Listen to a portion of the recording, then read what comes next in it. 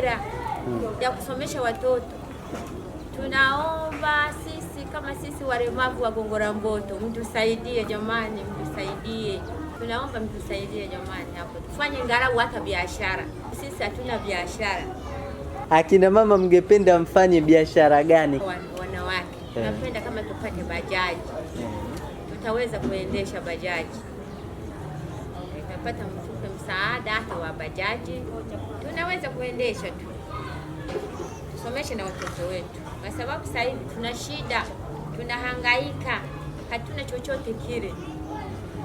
Siku zingine tunalala njaa, tumepanga majumba, kumbe zenyewe tunashindwa hata hela ya kodi, tunakosa. Tunataka jamani tusaidie, ngalau tutunue hata bajaji na sisi tupate kusomesha na watoto wetu jamani. Tuombe ndugu zangu shime, tuje tusaidie, tuwakimbie ndugu zetu hawa katika shida zao kubwa ambazo wamezungumza hapa. Sisi kama JAI hatuna uwezo wa kuweza kukidhi haja yao kwa kila kitu, kutokana na uwezo tuliokuwa nao ni mdogo, na wapo wengi na tunawafikia katika hali ya uchache kutokana na vile ambavyo tunavyokuwa mmetuchangia tuweze kuwafikisha. Naombeni mje kwa sadaka zenu, mwape wenyewe, kama mtumie hela, ndio wenyewe na msaada wenu tutaelekeza watu walipo kwa idadi ambayo mnaitaka nyinyi, mtakuja kuwapatia sadaka zenu. Musa Juma Gombea, naam, ni mkazi wa Gongo la Mboto kituo kipya. Ni mlemavu tunaoishi, yani ni mlemavu tunaoishi Gongo la Mboto kituo kipya. Ni mwenyekiti wa wathamini wezesha walemavu group. Sisi mnaotuona hapa ni walemavu wote, tunaishi kwenye mazingira magumu. Kutokana na mvua ukinyesha hatuwezi kutoka, kipato chetu kinakuwa ni kigumu, lakini ndugu zetu hawa JAI wanajitahidi kutukumbuka mara kwa mara.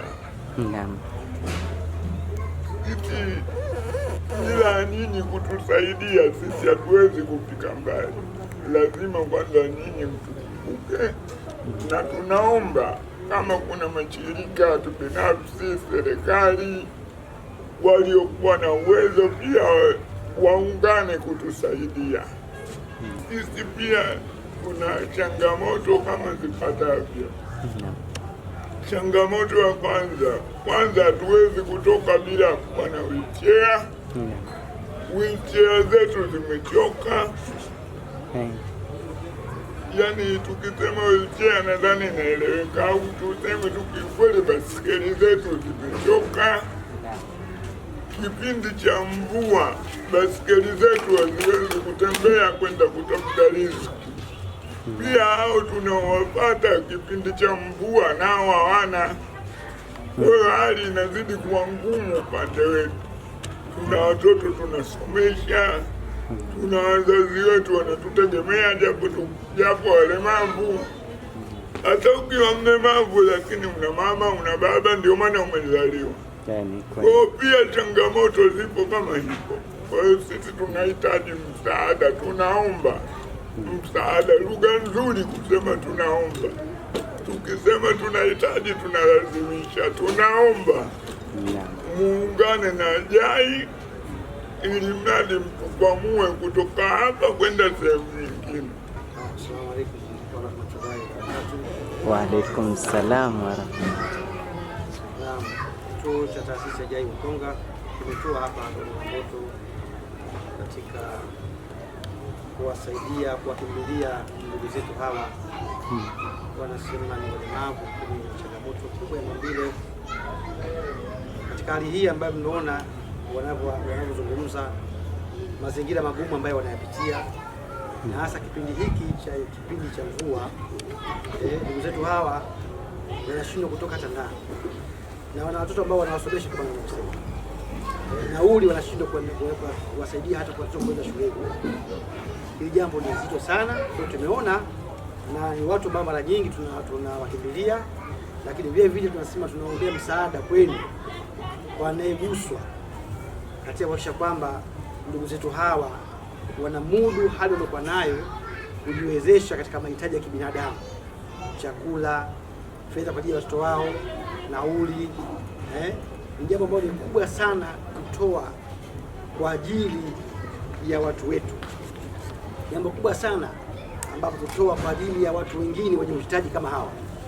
Kwa hiyo Jai Mkonga tunapata wakati mgumu kuweza kuwafikia katika kusaidia mahitaji yao yote, kwa sababu kunao wengi katika hali ambayo walemavu ambao tunaokuwa nao, kunao 102. Wote hawa tunashindwa kukidhi haja kwa kuwasaidia. Hivyo tunajifanya kwamba kile tunachokipata kutoka kwenu ndivyo tunawafikia. Leo 10, kesho 20, 30, lakini bado kuna tatizo kubwa sana katika hali ya maisha yao na mwendo wao na jinsi gani wanavyoweza kupambana kukomboa katika maisha yao. Kwa hiyo tunaomba sana jitahidi ndugu zangu, tuwakimbilie katika ibada. Katika ibada kuna mambo makubwa mawili. Jambo la kwanza katika ibada ambalo linaangaliwa ni mtu kwenye kusaidia watu. Jambo la pili ni kuacha yale mabaya yote ambayo ulikuwa unayafanya. Hasa kipindi hiki ndugu zangu, tupo kwenye kipindi kizuri, tupo kwenye kipindi cha kukarabati. Tunasema kukarabati. Kukarabati maana ni kwamba sasa huko nyuma kama kuna mambo tumeyafanya basi mazuri, sasa huu ndio wakati wake sasa angalau wa kuweza kukarabati, kujiweka sawa kwa ajili ya safari iliyobakia mbele yetu. Na hatujui kwamba katika safari hiyo ni kipi tutakifanya Mwenyezi Mungu aweze kupendana nacho. Kwa hiyo unaweza ukaona kwamba umetoa sadaka nyingi sana katika maisha yako, mambo mengi sana mema umeyafanya katika maisha yako, lakini hatujui Mwenyezi Mungu ni sadaka ipo ukitoa anaweza kupendana nayo ili ya kwamba ukaingia kwenye pepo yake. Kwa hiyo tunaombeni sana tujitahidi kuwakimbilia ndugu zetu hawa na wengine tuweze kuwasaidia. Bado tuna changamoto kubwa sana, bado tuna mayatima sisi Jai Mkonga tunaangalau zaidi ya 300, tuna wajane. Kwa hiyo kila mmoja anahitaji sadaka yake kuipeleka kwenye eneo hili, tunamkaribisha. Na sasa kipindi hiki cha shule ambao watoto mitihani imeshakuwa na majibu, wanasoa wao hawa na wengineo, tunao wengi ambao wanataka kwenda shule form 1 mwakani, lakini wanashindwa kwa sababu ya nini? Ya uwezo. Kwa hiyo tunaomba ndugu zangu, shime tuje tusaidie, tuwakimbie ndugu zetu hawa katika shida zao kubwa ambazo wamezungumza hapa. Sisi kama Jai hatuna uwezo wa kuweza kukidhi haja yao kwa kila kitu, kutokana na uwezo tuliokuwa nao ni mdogo, na wako wengi na tunawafikia katika hali ya uchache kutokana na vile ambavyo tunavyokuwa mmetuchangia tuweze kuwafikishia. Tunaombeni mje kwa sadaka zenu, mwape wenyewe, si tutaka kama mtumie hela, ndio wenyewe na msaada wenu tutaelekeza watu walipo kwa idadi ambayo mnaitaka nyinyi, mtakuja kuwapatia sadaka zenu. Asalamu alaykum wa rahmatullahi wa barakatuh. Wa alaykum salaam wa rahmatullahi wa barakatuh.